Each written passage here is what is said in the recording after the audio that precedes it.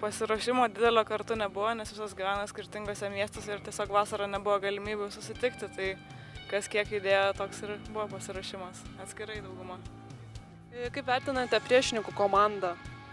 Na, nebuvo jos labai stiprios, o rungtynės nulėmė tai, kad tiesiog darėm gale per daug klaidų, buvom pavargusios, keletą teisėjų sprendimų išmušė iš vėžių, mums nesušvilpė baudų, tada gavom techninės, nesportinės ir taip ir gavos. Nebeturėjom keitimų, nes išsibaudavo merginos ir tiek.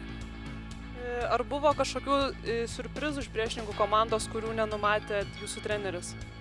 Ne, tai mes nepažįstam komandų, net neįsivaizdavom, kaip jos žaidžia, o aikštelė jos netrodė, kad yra labai geros žaidėjos.